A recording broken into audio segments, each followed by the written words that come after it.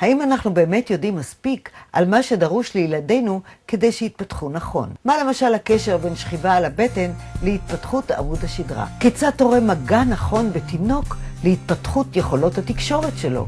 מה הקשר בין קירוב כפות הידיים לפה להתפתחות נכונה של זחילה? סדנאות צעד ראשון הן בדיוק המקום בו תוכלו לגלות את התשובות לכל אלה.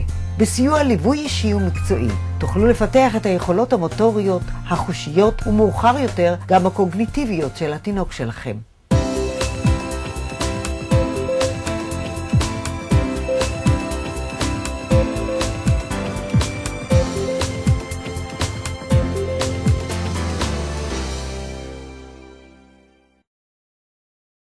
מחקרים רבים מראים שככל שההורים מקדישים לתינוק זמן רב יותר בשלבים המוקדמים של חייו, כך הוא יגדל להיות בוגר בעל יכולות מוטוריות, חושיות וקוגניטיביות מפותחות יותר. סדנאות צעד ראשון מיועדות ללוות את תינוקכם ואתכם במסע ההתפתחותי המשמעותי של חייו. ההורות המודרנית מציבה הרבה מאוד אתגרים להורים. כל תהליך ההתפתחות של התינוק נובע בעצם מאורח החיים המודרני שיש לנו. הלידה כבר שונה ממה שהייתה פעם, ההיריון שונה, כמה זמן שיש לנו להקדיש לו, המזון שהוא אוכל, האוויר שהוא נושם, והאופן שאנחנו מגדלים את התינוק בחודשים הראשונים הוא בעצם פועל יוצא של ההורות המודרנית. כיום בהתפתחות הילד אנחנו רואים חשיבות מאוד ניכרת לקשר בין ההורים לילדים, ולמעשה היום חלק גדול מהטיפול ההתפתחותי שניתן על ידי מטפלים פארה-רפואיים ניתן למעשה היום דרך ההורים. כמובן שיש לדבר הזה יתרונות רבים, זה גם מוריד את החרדה של ההורים מפני ההתעסקות עם הילד, זה גם משפר את התנוחות של הילד מבחינת ההתפתחות שלו. בהמשך לשקט שאנחנו מחפשים לפני הלידה, שבו אנחנו רוצים בעצם לעקוב אחרי ההיריון, אחרי התינוק, על אחת כמה וכמה אני ממליצה אחרי הלידה לבוא ולקבל הדרכה. מסתבר שיש המון דברים יחסית פשוטים ביום יום שאין לנו מודעות אליהם, שיש להם חשיבות כל כך רבה. היום יש לי את התובנה שבהתפתחות מוטורית, אם היא לא התפתחות תקינה, זה משפיע על האופי של הילד. כי אם ילד יש לו בעיה של חוסר שיווי משקל, בגלל שהוא לא זחל, בגלל שהוא לא התהפך נכון, שלא הייתה איכות תנועה נכונה. אז כשהוא מגיע לגיל גדול, הוא לא יודע לתפוס כדור, אחר כך מגיעים לכיתה א', פתאום אתה רואה שקשה לקרוא.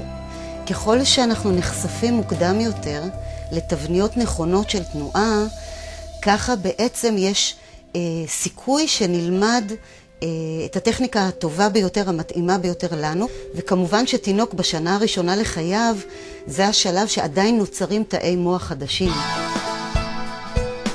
לא רק זמן האיכות שלנו עם התינוק הוא הדבר החשוב, אלא גם התזמון של למידת התינוק, מה הוא לומד ומתי. אנחנו מנסים להבין מה עבר על התינוק במהלך ההיריון, במהלך הלידה, במהלך הימים הראשונים להתפתחות שלו בתור ילוד, ולהבין מה שם הוא לא למד מספיק, ולתת את זה מחדש דרך הנחיית ההורים. סדנאות בצעד ראשון בעצם מלוות את ההתפתחות של התינוק משלב הלידה עד גיל 2. כל 3 חודשים בעצם קורה משהו חדש אצל התינוק. ב-0 עד 3 התינוק לומד לשכב על הבטן ולהרים את הראש. ב-3 עד 6 הוא לומד להתהפך.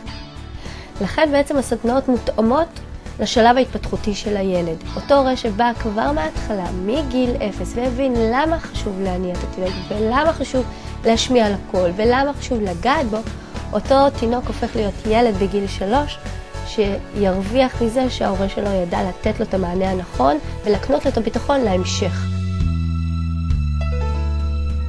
הסדנאות עוסקות במכלול המרכיבים המהווים את סביבת התינוק, כמו שינה, זחילה, התמודדות עם בכי ואי שקט, הסתגלות לשינויים ותקשורת נכונה בין ההורה לילד. המפגשים כוללים התנסות חווייתית בקבוצה, כאשר כל הורה מתרגל עם ילדו באופן פרטני. כל התרגילים שניתנים כאן הם ייחודיים לשיטת צעד ראשון. אנחנו נוגעים בכל המישורים בתוך סדנה, גם בחלק המוטורי, גם בחלק החושי וגם בחלק ההתנהגותי, התקשורתי. זה לימד אותי להתמודד עם מצבים של בכי, איך להרגיע אותו, איך להרדים אותו לא רק עם הנקה, מה חשוב בכל שלב בהתפתחות שלו, ואני רואה תוצאות. אחרי השיעור הראשון נתנו לי תרגילים כדי לעבוד עם עמית בבית, כדי לעודד אותה להתהפך.